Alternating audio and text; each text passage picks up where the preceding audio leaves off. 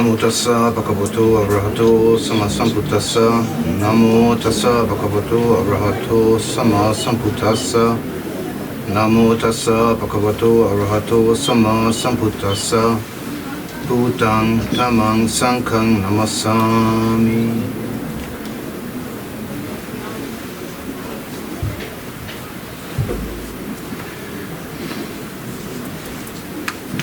Mit dieser Minimalrezitation begrüße ich Sie herzlich zum heutigen kleinen Dharma-Talk bzw. einer kleinen Zeremonie.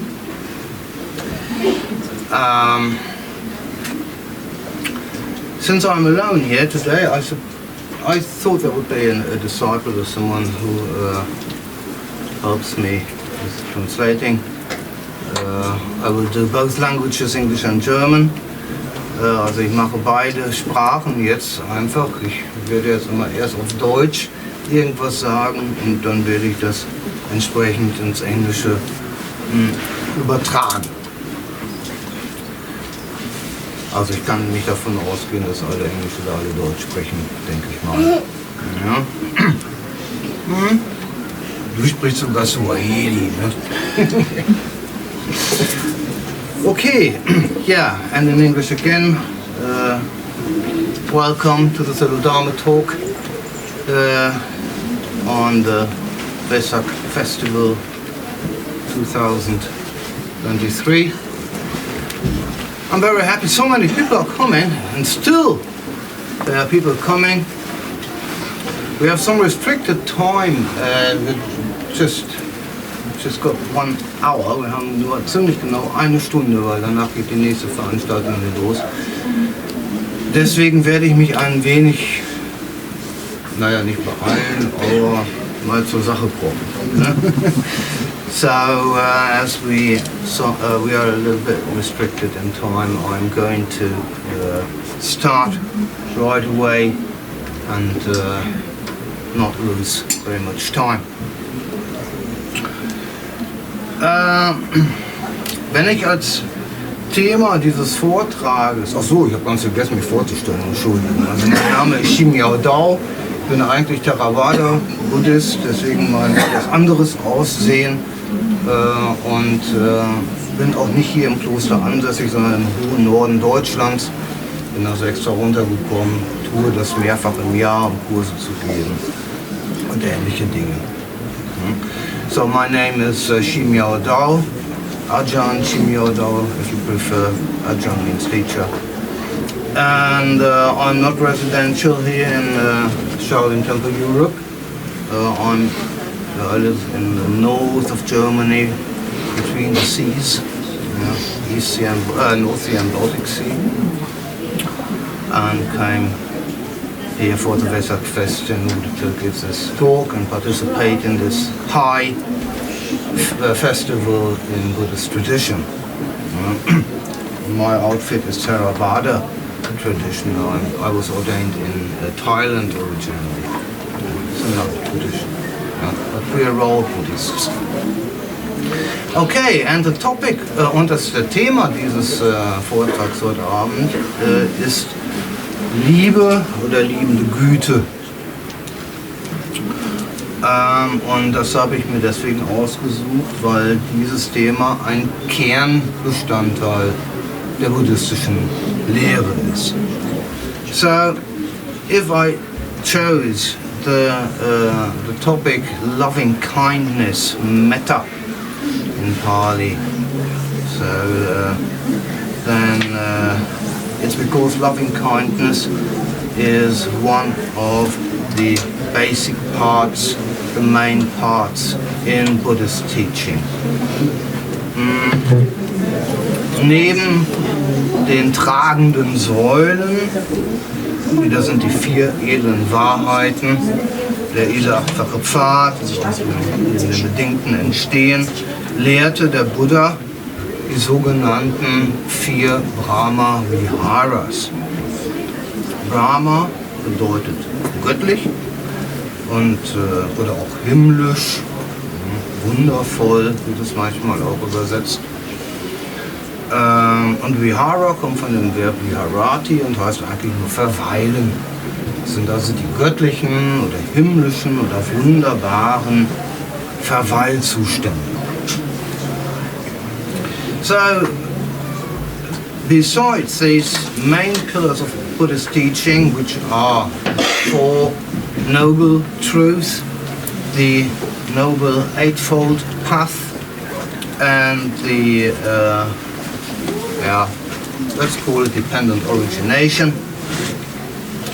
The Buddha taught the four, so-called four Brahma Viharas. Brahma means divine or wonderful or heavenly, and Vihara comes from Viharati, which means dwelling, to dwell. So one dwells in a heavenly state, as it were. Diese vier Brahma Viharas sind METTA, unser Thema heute, Liebende-Güte, Karuna, das ist Mitgefühl, Mudita, mit Freude, und Upekkha, Gleichmut. These four Brahma Viharas are METTA, which is loving kindness, our topic for today, Karuna, which is compassion, Mudita, which is sympathetic joy, and Upekkha, which is equanimity. Es würde es leider jeden Rahmen sprengen, auf all diese vier hier und heute einzugehen. Würde ich sehr gern, das ist ein hochinteressantes Thema. Ich möchte mich also dann im Wesentlichen heute darauf beschränken, über METTA und auch ein wenig über die Betrachtung von Mitgefühl zu sprechen. So it would go beyond the scope of this little talk to talk about all these four Brahma Viharas. Unfortunately, I would like to, indeed, it's very interesting. So I will confine myself to METTA, and a little bit we're going to talk about compassion, Karuna as well, because these two are very close together. Ja, METTA ist das erste der vier Brahma Viharas. Karuna ist das zweite. Und diese Reihenfolge überhaupt dieser vier Brahma Viharas ist nicht zufällig gewählt. METTA is the first of the four Brahma Viharas, and Karuna, sympathetic joy, is the second one. And this order is not chosen at random, but we will start off with METTA, with loving kindness. After this little talk, we are going to recite the METTA Sutta, which is relatively short, but very powerful. Wir werden nach diesem kleinen Talk das METTA Sutta auch noch rezitieren. Ich hoffe, dass bis dahin einer der Novizen oder Disciples sich noch eingefunden hat, weil wir werden es rezitieren auf Englisch, auf Deutsch und auf Pali. Und wenn das immer eine Person macht, dann schlaft ihr wahrscheinlich alle ein. Ich finde es besser, wenn das dann mehrere Personen machen. Also, okay, ist wie es ist. Ihr dürft doch ruhig einschlafen, das ist so warm heute. Anstrengender Tag, damit ich nicht einschlafe. Ja. Okay. In aller Regel wird METTA mit dem Begriff liebende Güte wiedergegeben. Das haben wir hier eben auch getan. Wir werden nach diesem Vortrag, wie gesagt, das Metta-Sutta rezitieren. Und ein Vers in diesem Sutta lautet: So wie eine Mutter unter Lebensgefahr ihr einziges Kind beschützt, so möge man einen unbegrenzten Geist in Bezug auf alle Wesen entwickeln. So regularly, metta is rendered by loving kindness. We did that before. But when we recite the Metta Sutta, which, as I said, we will do after the talk, we will see that in a certain verse, the Buddha says, just as a mother would protect her only child with her life, even so let one cultivate a boundless love towards all beings.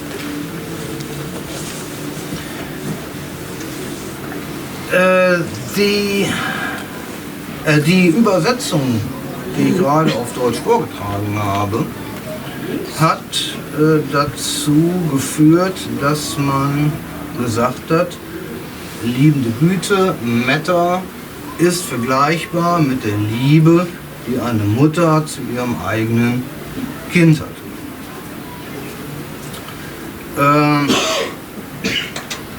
Allerdings ist es so, dass es in der Sprache Pali, der Sprache der frühen buddhistischen Texte, andere Begriffe gibt, die hierfür stehen würden. Das wären zum Beispiel Apeka oder Thema oder Pia. Ja, diese drei Begriffe drücken eine solche Liebe aus. Metta nicht. Erstaunlicherweise. Es hat sich aber trotzdem durchgesetzt.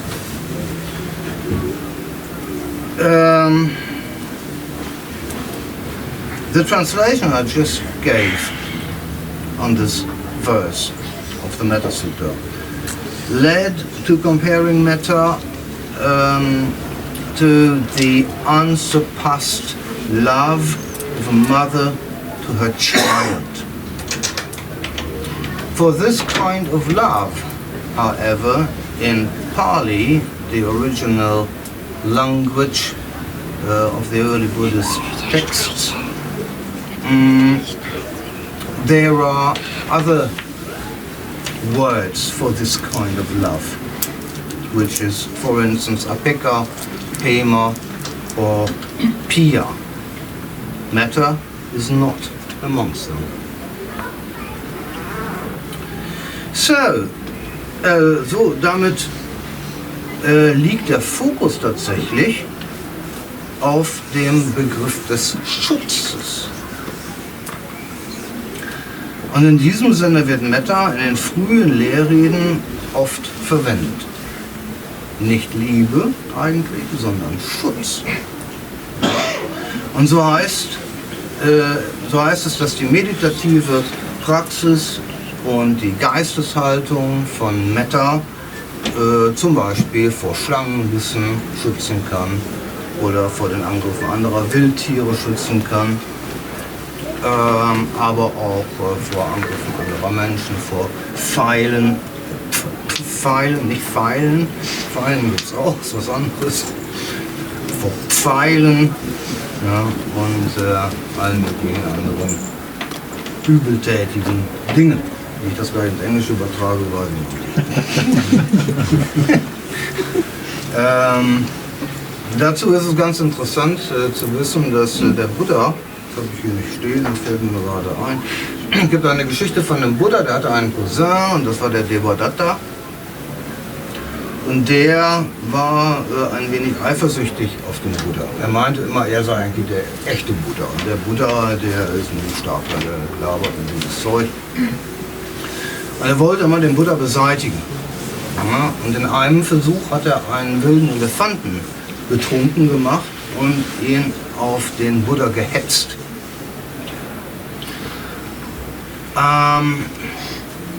So weit, so gut. Ne? Der Elefant war betrunken, ging auf den Buddha los und der Buddha stand da, lächelte den Elefanten an. Seine anderen Mönche, die verflüchtigten sich da irgendwie in die Gräben rechts und links der Straße und gingen in volle Deckung, aber der Buddha blieb einfach stehen. Ja. Und dieser völlig betrunkene, aggressive Elefant blieb kurz vor dem Buddha stehen, kniete sich auf seine Vorderfüße oder unter, nennt man das beim Elefanten, ist auch egal, kniete sich jedenfalls hin.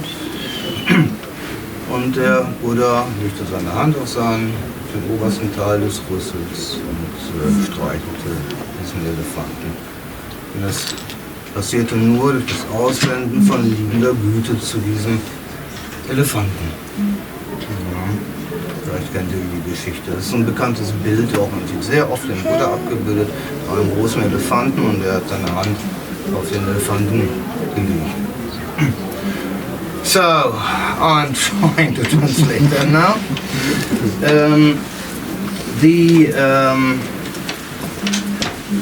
The focus, in fact, of metta is thus one of protection and shelter. So it's often said, for instance, in the early Buddhist texts, that metta is able to protect from snakes biting and their poison, but also from attacks by enemies, by whoever, any wild animals. So metta is a kind of protection. And what just came into my mind when I was talking in German was a story of the Buddha and his cousin Devadatta. Devadatta was, as I said, his cousin, and he thought that he was the right Buddha, and the Buddha wasn't the Buddha.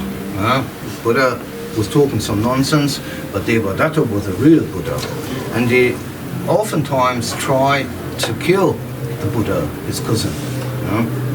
And once, for instance, he gave an elephant some fruits and made him drunk with it. And this elephant was a very aggressive animal and became much more aggressive when he was drunk. And Devadatta made this elephant attack the Buddha, and the elephant ran towards the Buddha and tried to attack them, but the Buddha stood there and just smiled at the elephant in loving kindness and in compassion with the poor animal, while his monks disappeared in the bushes. And indeed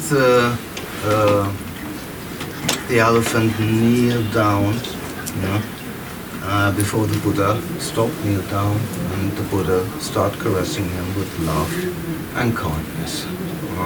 So this attack failed, just like all the other attacks from Devadatta.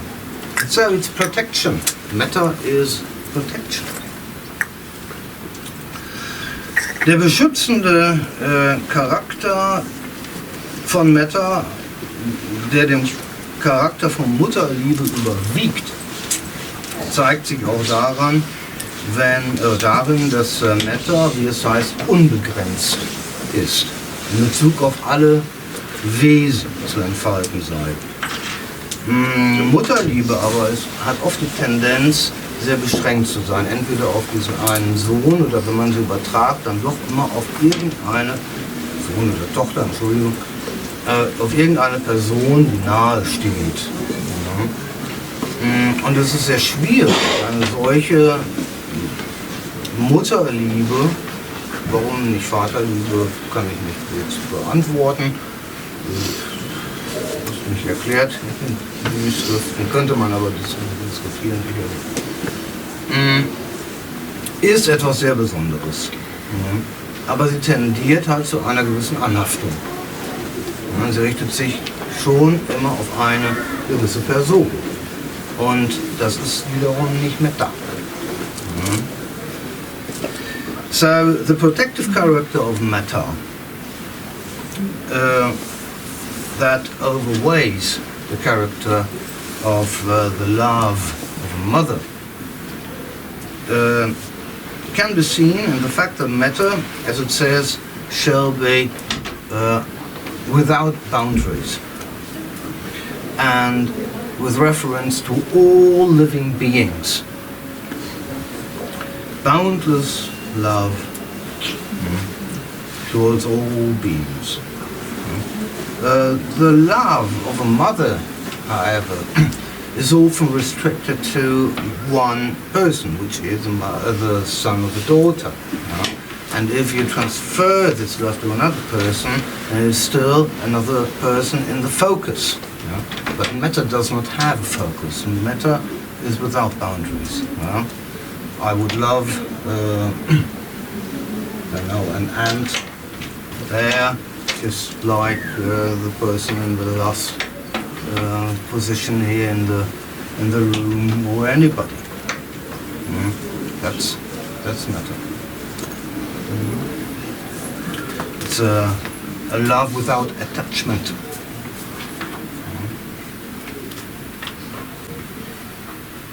Are Buddhist monks allowed to use internet? Yes, as long as there are no attachments. I cannot translate that into German, because in German makes no sense. Den Joke kann ich leider nicht auf Deutsch geben, weil der macht da keinen Sinn. Okay. In einem Gleichnis der Yogacara-Tradition, die eigentlich auch Mahayana-Tradition ist, wie Shaolin ja auch, heißt es, wenn man sich mit Gefühl als einen Baum vorstellt, dann ist Metta das Wasser, das diesen Baum nährt. So, in a simile from the Yogacara tradition, which is a northern tradition, which is also Mahayana, it says that if imagining compassion as a tree, then Metta is the water nourishing this tree. Metta drückt sich in dieser nährenden Rolle aus durch drei Bestandteile, durch körperliche, verbale und geistige Handlung. Ja? Und der zentrale Fokus dieser Handlung ist immer Herzlichkeit. Und das ist ein ganz wichtiger Punkt im Hinblick auf die eigene spirituelle Entwicklung. So Metta expresses itself in this nourishing role by bodily, verbal and mental actions. And the central focus of these actions is always warm-heartedness. And this is a very interesting and important aspect, because this aspect touches the own spiritual development.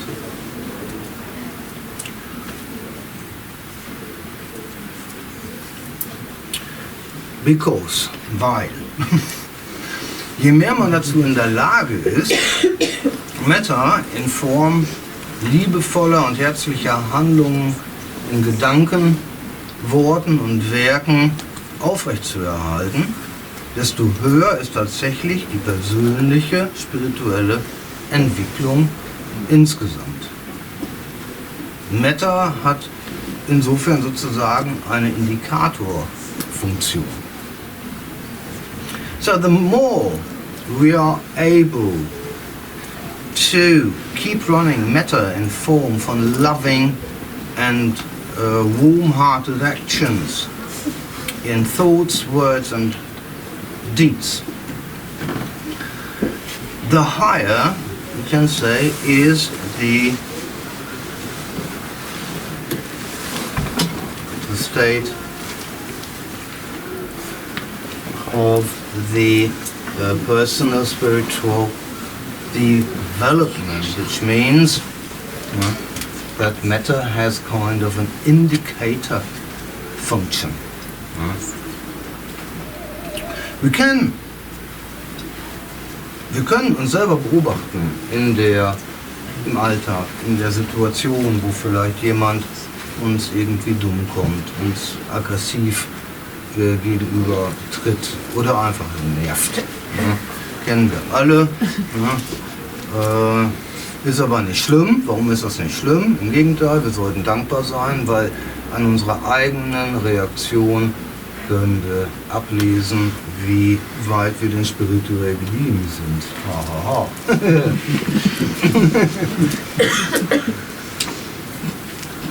An ihren Worten sollt ihr sie erkennen, ne? Heißt es in der Bibel. Okay. So, where was I in English?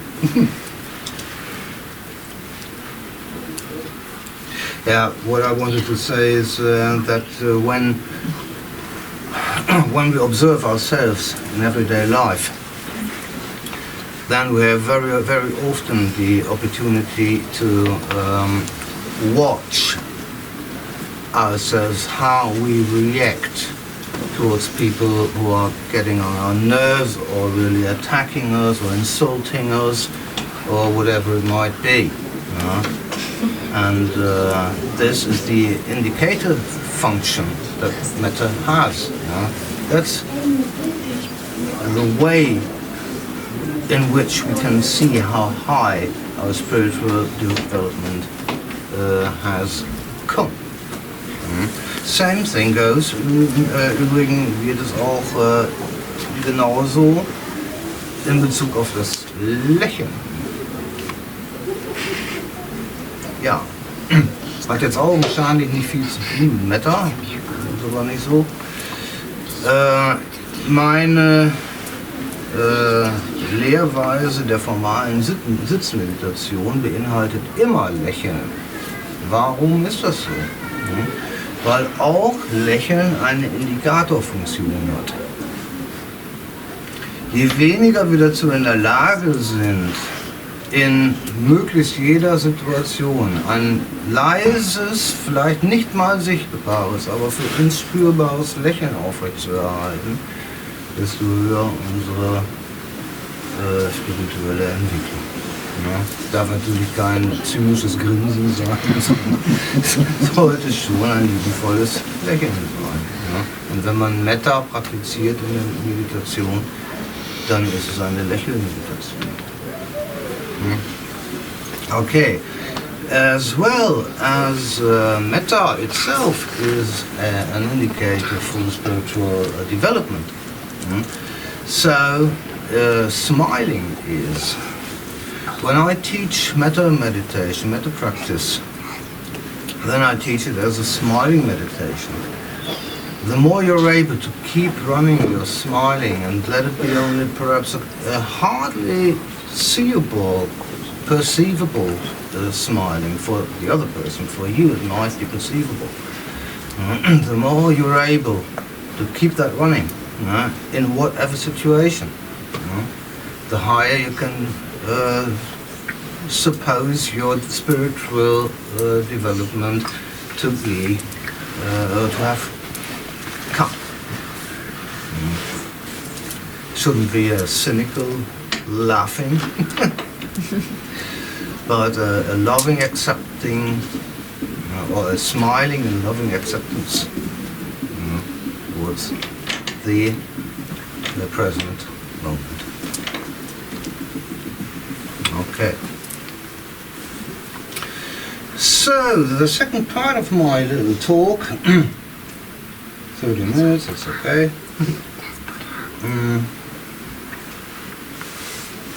Is loving kindness towards ourselves. Der zweite Teil dieses kleinen Talks geht jetzt darum, liebende Güte in Bezug auf sich selber zu entwickeln. Ja, wir haben gesagt, es ist also eine Schutzfunktion, die METTA hat. Ja. Und wie setzen wir das in Bezug auf uns selber um?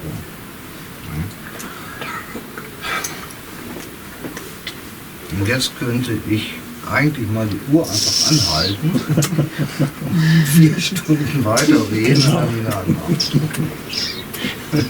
Geht leider nicht, beschränken wir uns hier auf das Wesentliche. So we were saying METTA has a protection function, and now we will deal with the question, how can I bring this loving, protective mind into my daily life. And the first question is, how can I bring it towards myself? Self-love. Es ist sehr interessant zu sehen, auf welche Art wir mit uns selbst umgehen.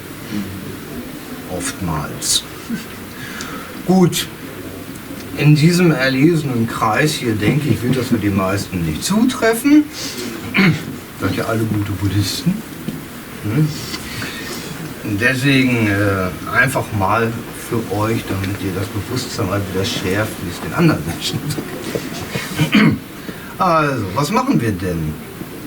Wir rauchen, wir trinken Alkohol, wir arbeiten zu viel, wir essen ungesund, entweder zu viel oder zu wenig oder zu unregelmäßig oder zu schnell. Wir machen uns übermäßig Sorgen über dies oder jenes oder wir machen uns Stress sogar in unserer Freizeit. Freizeitstress auch immer sehr gern gesehen. Dinge, die eigentlich Freude machen sollten. Wir rennen allerhand materiellen Dingen hinterher, oder auch immateriellen natürlich, ne? Berauschen uns mit lauter Musik oder sonst irgendeinem Getöse vielleicht auf dem Jahrmarkt, ne? Geben uns Wut hin, geben uns Ärger hin, geben uns Widerwillen hin und all das letztendlich aus der Unzufriedenheit heraus mit dem Status quo, mit den Dingen, wie sie jetzt hier sind. Okay, I'm going to tell you how most people, not here of course, because you're all good Buddhists, but the people outside there, not the back in Kaiserslautern and in Flensburg, where I live, how people are dealing with themselves.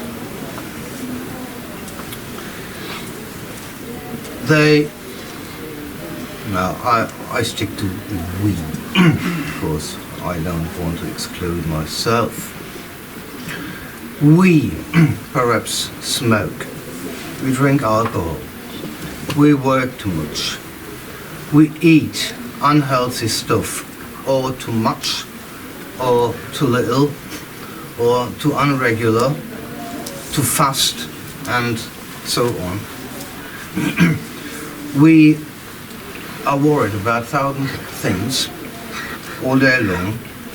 We stress ourselves with our free time and our spare time with things that should be or bring happiness and joy, you know. But we're running so much after them that they become distress. We run after material things and also immaterial things. We intoxicate ourselves with loud music and all kinds of trouble in our brain, and indulge in it. Indulge also in anger, in resentment, in resistance against what is. And all this, at the end of the day, just because we are unsatisfied with the status quo of the present moment. Handlungen im Geiste liebevoller Selbstfürsorge sehen anders aus, finde ich persönlich. Ich denke, der Buddha würde dem beipflichten.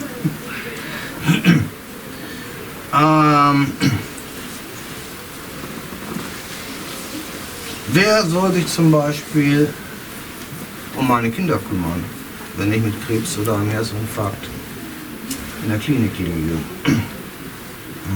Oder um mein Haustier? Ja gut, also um meine Kinder braucht sich niemand zu kümmern. Ein Monk. Ein Mönch. Hab keine. Krieg ich auch nicht. Ja. Schon mal eine Sorge weniger, aber ist nicht jeder Mönch. Ja. Aber ein Haustier habe ich auch. Wer soll sich um mein Haustier kümmern, wenn ich Raubbau mit meiner Gesundheit treibe?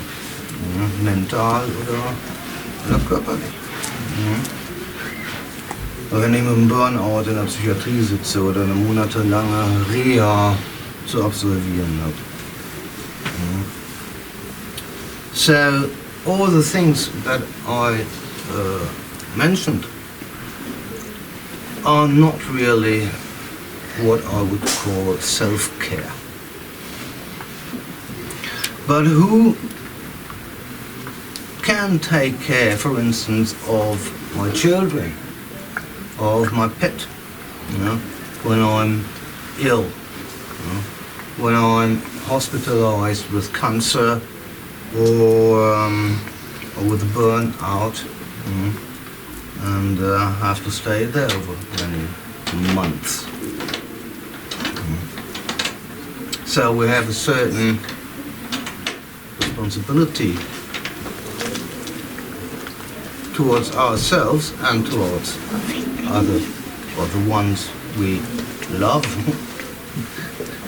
So we should protect ourselves. Wir sollten uns selber schützen und fürsorglich behandeln, damit wir dazu überhaupt auch in der Lage sind, diese Verantwortung, die wir anderen Menschen gegenüber haben, zu realisieren.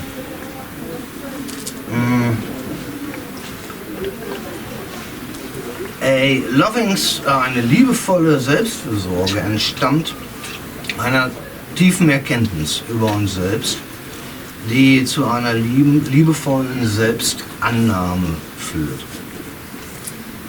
Und diese Selbstannahme sagt uns, du bist nicht gut, weil du an die Gesellschaft angepasst bist. Oder die Gesellschaft dich gut findet, sondern du bist gut, weil du da bist, weil du so bist, wie du bist und weil du in Harmonie mit dir selbst und mit dem Tao bist. Weil du in dir ruhst, weil du in Frieden bist. A loving self-care arises from the deep insight about ourselves that a loving self-acceptance is an insight that leads to a loving self-acceptance. And this self-acceptance tells us you are not good because you are perfectly adapted to society.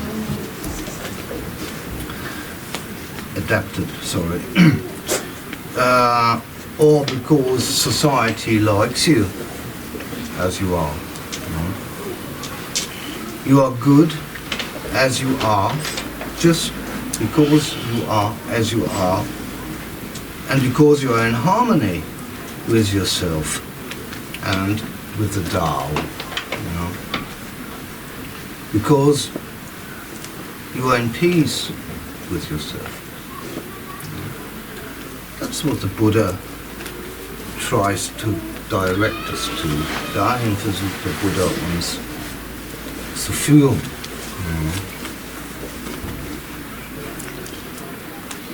Ja, habe ich mir selber vorweggenommen. Der Weg dorthin führt nach der buddhistischen Lehre über eine tiefe Selbsterkenntnis, die wir Anatta nennen. Also nicht selbst. Und die im Außen, wenn es nicht um unsere eigene Person geht, sondern um alle Erscheinungen, Sunyata genannt wird. Alle Dinge sind von Natur aus leer. Und das ist der Inhalt des im Mahayana, und wir befinden uns hier im Mahayana, sehr, sehr häufig rezitierten Herz-Sutra. Hanya Shinyo, vielleicht hat schon mal jemand gehört, oder Paramita. Ja. Die Essenz von Metta ist Leerheit. Das ist der wichtige Satz, der mir jetzt auf den Nägeln brannte. So the way to a loving and deep knowledge, self-insight,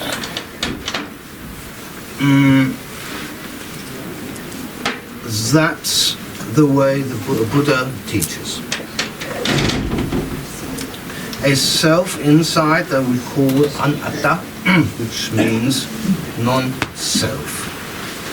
And in the outer world outside there, concerning all phenomena, it is called sunyata. Sunyata means void or emptiness. Sabisata sunyata. All phenomena are empty by nature.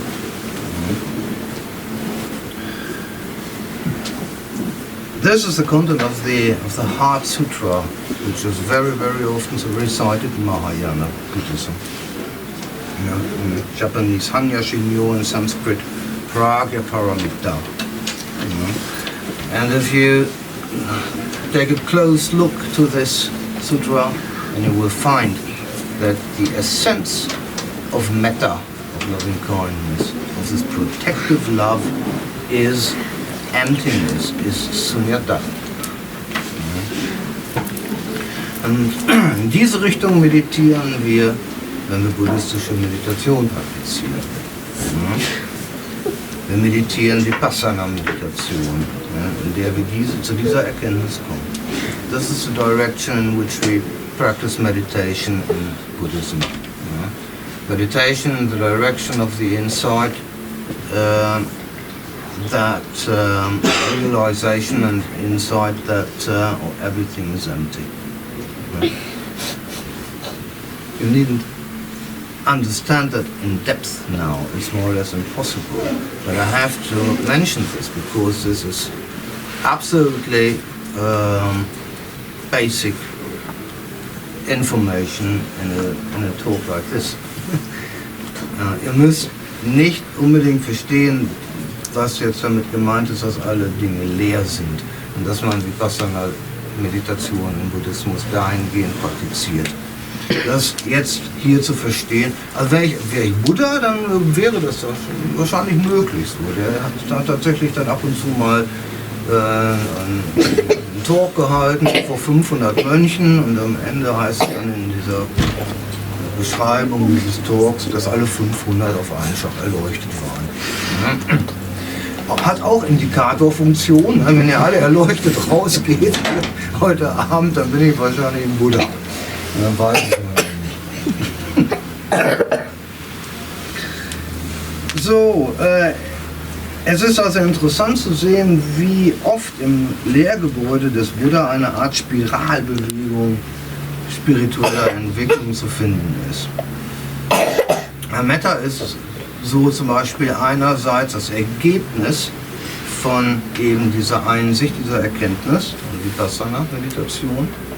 Gleichzeitig ist es aber auch so, dass Metta zu praktizieren zu einem ruhigen Geist führt, die dann wiederum in tiefe Einsicht mündet. So it's interesting to see how often in the Buddhist teaching structure we can find a kind of spiral movement of spiritual development. Metta, loving kindness, is on the one hand the result of insight insight meditation. On the other hand, the mental calm, the peace that results from our meditation and from metta leads into deep vipassana meditation, so into insight. Both is consequence and prerequisite at the same time. But it's not a circle, it's kein Kreis, it is a spiral going upwards. In this sense, it's completely indifferent where we start. Insofern ist es vollkommen egal, wo wir loslegen mit der buddhistischen Praxis. Ich werde oft gefragt, soll ich denn jetzt Atembetrachtung machen, soll ich rezitieren, soll ich Metta praktizieren, was soll ich machen? Es gibt 1000 Möglichkeiten anzufangen. Kann ich immer nur sagen, es ist vollkommen egal. Fang einfach irgendwo an, irgendwann touchierst du ohnehin alles. Du kommst gar nicht drum herum. So very often I'm asked, where do I start my spiritual practice in Buddhism? With metta meditation or anapanasati, so breath meditation or whatever it might be. There are thousands of meditations.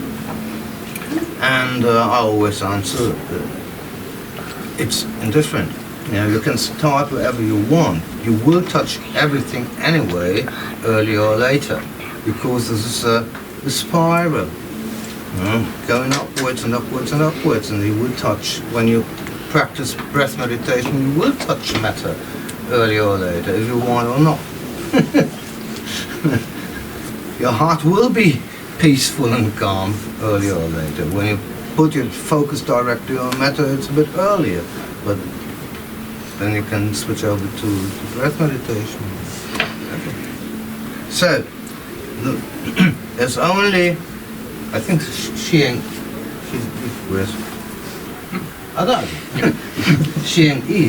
said that, I think, there's only one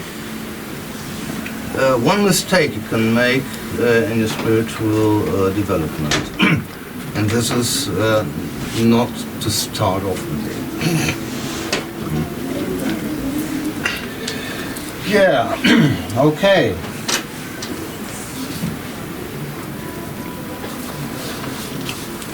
I'm too long here. It's a pity.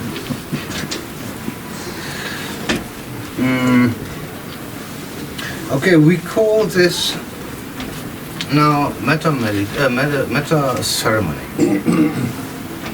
And since it is a metta ceremony and not a metta talk, I think we will recite the Metta Sutta now. I think I gave you some interesting aspects to contemplate about tonight. Make a sleepless night with it. But tomorrow is Sunday. You can contemplate all night long. It's okay. Tomorrow you can sleep as long as you want. So, also da sich jetzt diese Veranstaltung eine Metta-Zeremonie nennt und nicht ein Metta-Talk, beende ich das an dieser Stelle einfach mal. Ich denke, ich habe euch so einige interessante Informationen vielleicht mitgegeben, über die ihr kontemplieren könnt in einer schlaflosen Nacht. Morgen ist Sonntag, da könnt ihr das ruhig tun. Wir werden noch genug schlafen. Bei draußen irgendwo auf der Wiese ist auch schön. Stattdessen werden wir dann jetzt, würde ich vorschlagen, das Metta Sutta rezitieren. Versuchen dabei einfach mal selber ein wenig in die Ruhe zu kommen. Es wird ja vorgelesen, insofern könnt ihr es einfach mal wirken. Einfach nur wirken. So, jetzt wieder ab. Wer steht mir hier zur Seite mit den... Ich frage mich gerade, wo sind die Leute? Tja, das weiß ich nicht. Ah. Ich weiß es nicht genau. Ich kann auch alles vorlesen. Oder magst du einen Partei übernehmen? Ich kann die Deutschen einnehmen. Das wäre schön. Dann gebe ich dir den Deutschen. Ja. Dann fangen wir einfach damit mal an. Und dann mache ich den englischen Teil. Und zum Schluss könnt ihr einfach nochmal die Augen schließen und dann rezitiere ich das Ganze auf Pali. Und dann lasst einfach mal, wie man so schön sagt, die Vibes, die Vibrations wirken auf euch. Und lasst METTA tief in euch eindringen. Okay. Soll ich anfangen? Jo, Das Ganze? mach ruhig das Ganze. Ganze, okay. Folgendes gilt es zu tun für den, der mit dem Heilsamen vertraut ist und höchsten Frieden erlangen will. Er sei stark, aufrecht, ganz aufrecht. Er hört richtig zu, ist sanft und ohne Stolz. Anspruchslos und leicht, befriedigt, widmet er sich nur dem Wesentlichen und tut nur das Nötigste für den Lebensunterhalt. Seine Sinne sind still, klar ist sein Verstand. Ohne Konflikte und ohne Anhaftung an die Familie weilt er unter den Menschen. Auch nicht im Kleinsten wird er sich vergehen, wofür Verständige ihn tadeln könnten. Er wünscht, mögen alle Wesen glücklich sein und den Frieden von Nibbana erreichen. Mögen sie glücklich in ihrem eigenen Herzen sein. Alles, was Chi hat, schwach oder stark, ohne Ausnahme, klein, mittelgroß oder groß, zart oder grob, seien sie sichtbar oder unsichtbar, seien sie fern oder nah, bereits entstanden oder im Entstehen begriffen, mögen alle Wesen glücklich in ihrem eigenen Herzen sein. Niemand soll den anderen hintergehen, niemand soll den anderen verachten, aus welchem Grund auch immer. Niemand soll dem anderen Böses wünschen, aus Ärger oder feindlicher Gesinnung. So wie eine Mutter unter Lebensgefahr ihr Kind, ihr einziges Kind beschützt, so möge man einen unbegrenzten Geist in Bezug auf alle Wesen entwickeln. Erfüllt von Liebe zu der ganzen Welt, entfalte man einen grenzenlosen Geist, nach oben, nach unten und kreuz und quer, ohne Hass, ohne Feindschaft, ohne Beschränkung. Ob stehend, gehend, sitzend oder liegend, unermüdlich, stets gilt es, Achtsamkeit zu etablieren. Dies nennen die Weisen den Himmel auf Erden.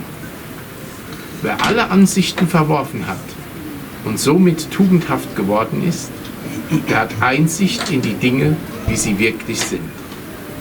Dann sind alle Anhaftungen an Sinnesobjekte aufgegeben. Für einen solchen gibt es keine erneute Geburt mehr.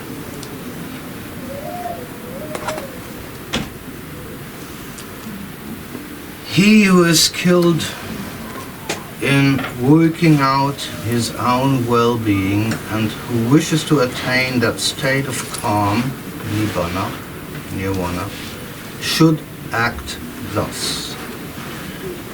He should be dexterous, upright, exceedingly upright, obedient, gentle and humble, contented, easily supportable, with but few responsibilities, of simple livelihood, controlled in the senses, prudent, courteous, and not hanker after association with families.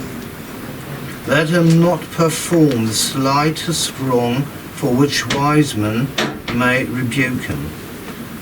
Let him think, may all beings be happy and safe. May they have happy minds. Whatever living beings there may be, feeble or strong, or the seekers and the attained, long, stout, or of medium size, short, small, large, those seen or those unseen, those dwelling far or near, those who are born as well as those yet to be born, May all beings have happy minds. Let him not deceive another or despise anyone anywhere. In anger or ill will, let him not wish another ill. Just as a mother would protect her only child with her life, even so, let one cultivate a boundless love towards all beings. Let him radiate boundless love towards the entire world, above, below and across, unhindered, without ill will, without enmity. Standing, walking, sitting or reclining, as long as he is awake, let him develop this mindfulness. This, they say, is noble living here. Not falling into wrong views, being virtuous, endowed with insight, lust and the senses discarded. Verily, never again will he return into a worldly life. And now this in Pali language.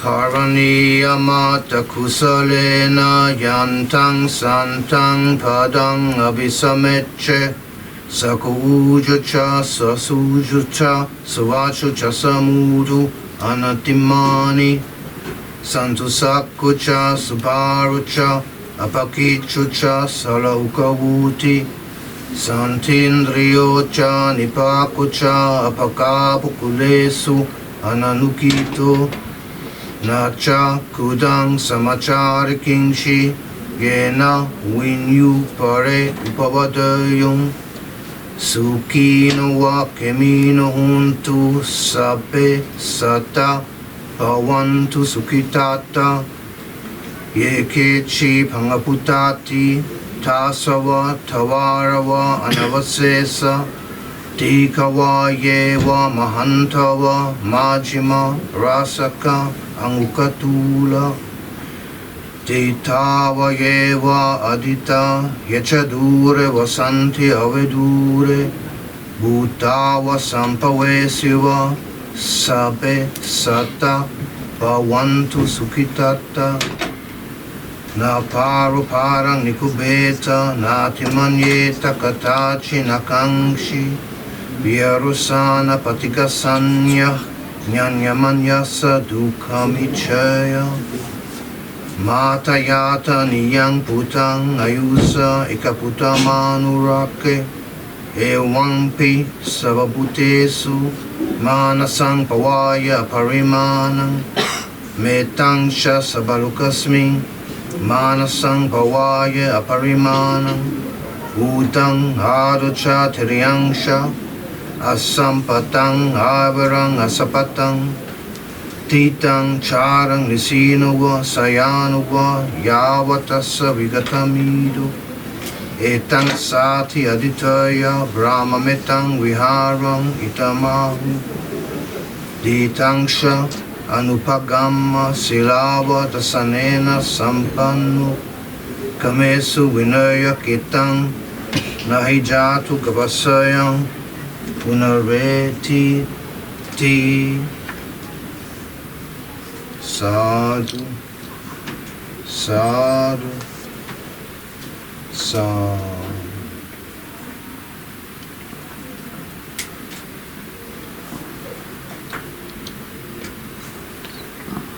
May I be in peace.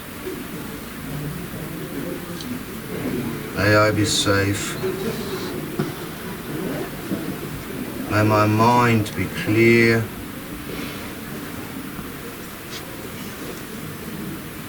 May my body be filled with chi.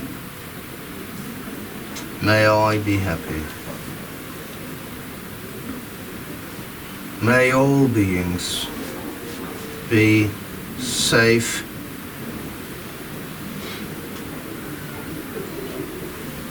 May all people's minds be calm and loving.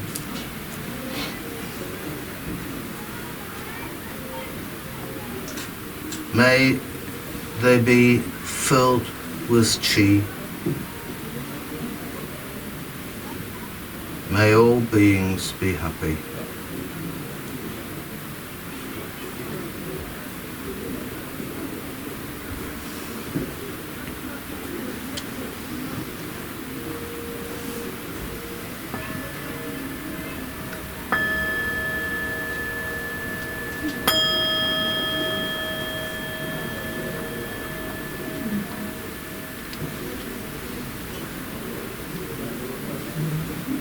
Danke fürs Kommen. Ich hoffe, es hat euch ein wenig Freude und Erbauung gebracht. Und ja, jetzt geht es hier weiter. In 5 Minuten. In 5 Damit die Minuten. Leute mal die Chance haben, auf Toilette zu gehen und sowas. Wird überbewertet.